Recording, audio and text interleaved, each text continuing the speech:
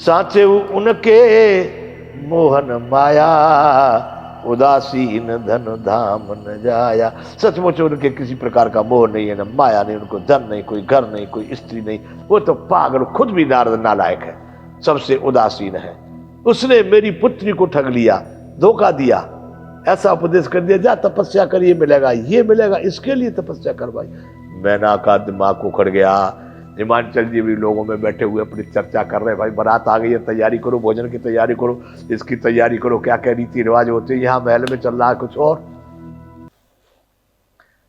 पर घर घालक लाजन भीरा, बाजक जान प्रसव कई पीरा। वो नारद जो है ना, वो दूसरे के घर को उजाड़ने वाले हैं। उन्हें न तो किसी की लाज है न किसी का डर है। अरे भला बाज स्त्री प्रसव की पीड़ा क्या जाने। जिसने कभी संतान को जन्म नहीं दिया उसको क्या मालूम है क्या पीड़ा होती है संतान को जन्म देने में। निष्ठुर वो बाबा है नारद। अब बंधुओं सब रोजा रात मेरे पार्वती चक्कर में पड़ गई।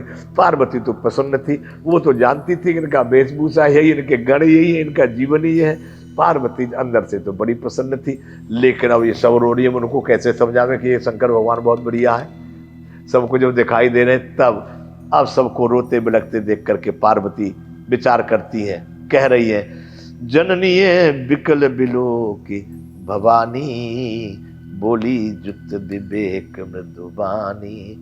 अपनी माता को बड़ी व्याकुल।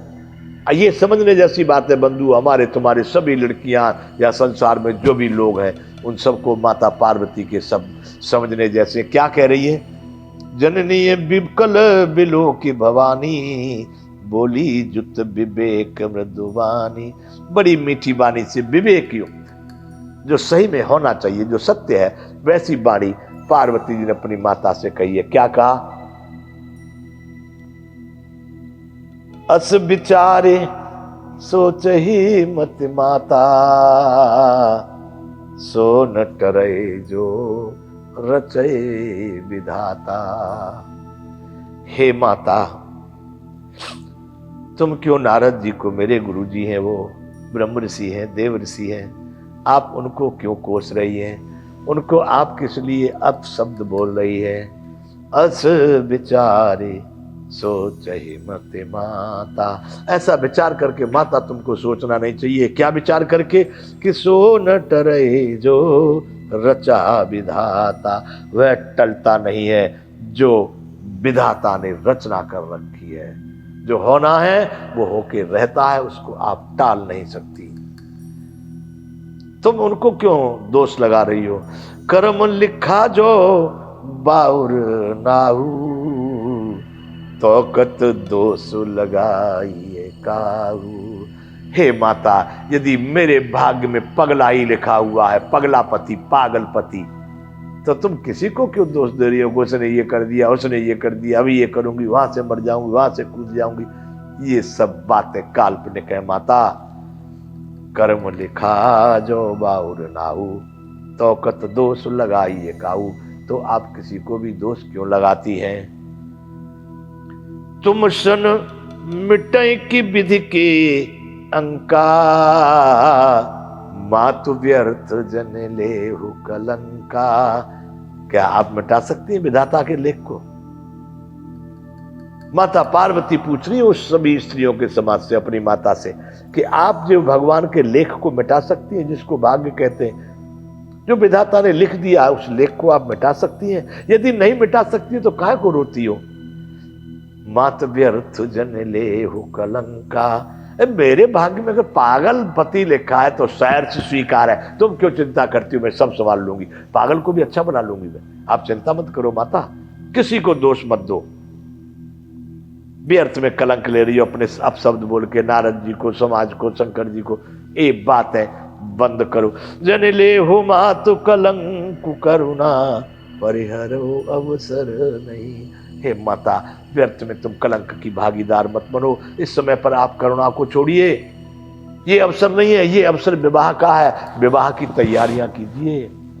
जन ले हो मातु कलंक करुणा, परिहरो अवसर नहीं। देखिए माता पार्वती, अरे पुत्रियां एक से एक विद्वान, विदुषी और साहसी भी हुई हैं। पार्वती कह रही है ये सब करुणा को छोड़ो, ये नाटकगिरी बंद करो, रोने धोने की, फौरन तत्काल विवाह की जो जो रस्में तैयारी होती है उनको पूरा करो। दुख सुख जो लिखा लिलार हमरे, जाब हम पाओ तही। तुम क्या रोकोगी, मेरे भाग में यदि दुख लिखा है तो वो भी मुझे भोगना है, सुख लिखा है तो वो भी, मैं जहां भी जाऊंगी, यहां रहूंगी तो भी भोगना पड़ेगा। इसलिए तुम्हारे हाथ में ये बात नहीं है। दुख सुख जो लिखा लिलार हमरे, जाब हम पाओ तही। इसलिए माता करुणा को छोड़ो, तैयारी करो। सुने उमा बचन विनीत कोमल सकल अवला सोचही।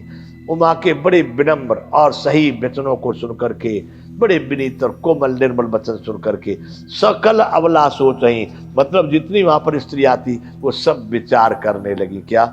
बहुभांति विधि लगाई, दूसंग नैन बार विमोचही। अनेक प्रकार से भगवान को दोष लगा लगा करके, देखो कितनी प्यारी पुत्री है, कितनी समझदार है, देखो कितना सहनशक्ति, अरे इसकी सहनशक्ति तो देखो, पागल को सामने देख के भी कह रही है तुम चुप रहो, मेरे भाग्य में जो लिखा।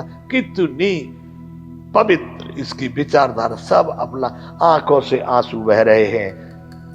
अनेक प्रकार से भांति भांति से बेदासा को दोष दे करके अपने आंखों से आंसू बहाने लगी। सबकी सब पार्वती जी की बात को सुन करके सबकी सब बड़ी विस्मित होती है। बंधुओं, ये 97वां दोहा है बालकांड का। इधर नारद जी को दोष लगा रही थी माता मैना, और नारद जी आ गए नगर में। किनके साथ आए? जो पीली चिट्ठी लेके गए उनके दूत कौन थे? सप्तऋषि। सप्तऋषि बढ़िया बढ़िया, आज तो भाई बढ़िया बढ़िया माल भोजन पानी मिलेगा ना, भोजन। आज तो बारात आई है नगर में। वो बिचौलिया थे जो विवाह करवाने होते ना, बिचौलिया, मीडिएटर। ये सप्तऋषि और नारद जी मीडिएटर। अब मीडिएटर लोग आ गए नगर में। उधर शंकर जी के एक भूत प्रेत अपने खा पी करके, दारू मदरा पी पा करके बस सब सो गए। उनको क्या भोजन चाहिए करके ही आए थे। विष्णु भगवान वाले अपने देख रहे थे, नाच गाना चल रहा है।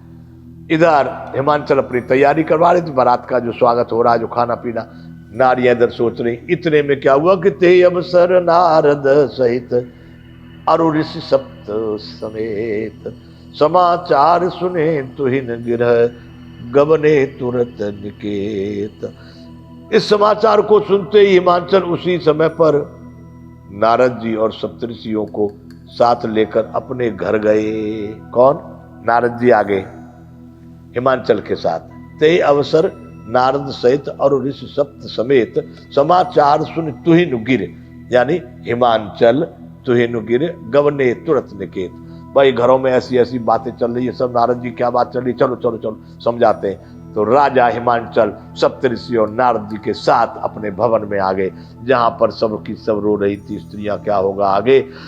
तब ये 97वां दोहा ये हो गया बालकांड का। तब नारद सब ही समझावा, पूरब कथा प्रसंग सुनावा। नारद जी को दोष दे रही थी, तब नारद ने कहा, रे माताओं मेरी बात समझो, हे देवियों थोड़ा अकल का उपयोग करो, तुम ये सब शुभ अवसर पर अशुभ मत करो। अरे क्या बात है, पूरब कथा प्रसंग सुनावा। पहले जन्म की जो सती जी की कथा थी वो नारद जी ने उन सबको सुनाई। क्या सुनाया? मैना सत्य सुनहु मम बानी, जगदम्बा तब सुता भवान। मैना मेरा दोष नहीं है, अरे तुम्हारी पुत्री ही जगदम्बा है, ये तो जगत जननी है, जगत माता है। तुम अपनी बेटी बेटी बेटी बेटी समझ के रो रही हो, कुआं में कूद जाऊंगी, पहाड़ से गिर जाऊं, तुम कुछ नहीं कर पाओगी। अजा अनादि शक्ति अविनाशिने, सदा शंभु अर्धंग निवास। इसको पूछो, ये अजन्मा है, ये तो तुम्हारे घर अपनी इच्छा से अवतरित हुई है, अनादि है, ये कभी मरती जीती नहीं है, अविनाशिन है, ये इसका कभी नाश नहीं होता है, अनादि शक्ति है ये। अजा अनादि शक्ति अविनाशिन, सदा शंभु अर्धंग निवासिन। और ये सदा ही शिव जी के अर्धांग में रहती है, ये शिव जी के अतिरिक्त कहीं नहीं जाती है, ये शिव जी की अर्धांगिनी है। आज से थोड़ो युगों से, सदियों से, कल्पों से ये उनकी अर्धांगिनी है। जग संभव पालन लय कारिणे, निज इच्छा लीला बपुधारिणे। ये जो है माता है पार्वती अपनी इच्छा से ही लीला शरीर धारण करती है। ये इस जगत की उत्पत्ति पालन और श्रृंगार को भी करने वाली है। ये तो आदि शक्ति है। ये शंकर जी जो जो ऐसे पुरुष आए उनका एक सीता राम, ये कहने में अलग है लेकिन जो राम है वही सीता है, जो सीता है वही राम है। ऐसे गौरी शंकर, जो गौरा है वही शंकर है, शंकर ही गौरा है। तो इनका एक ही रूप मानना बंधुओं। इसलिए उत्पत्ति प्रलय और संहार तीनों को करने की सामर्थ्य इनमें है। इसलिए यहाँ कह रहे हैं कि जग संभव पालन लय कारिणे निज इच्छा लीला वपुधारिणे। जगत की उत्पत्ति पालन और संहार को करने वाली है और अपनी इच्छा से ही लीला शरीर धारण करती है। ये तुम्हारे या तुम्हारी पुत्री बनकर के स्वयं अपनी इच्छा से प्रकट हुई है। तुम अपनी पुत्री पुत्री मान करके खाली खाली दोषी मत बोलो, तुम नहीं जानती है कौन है।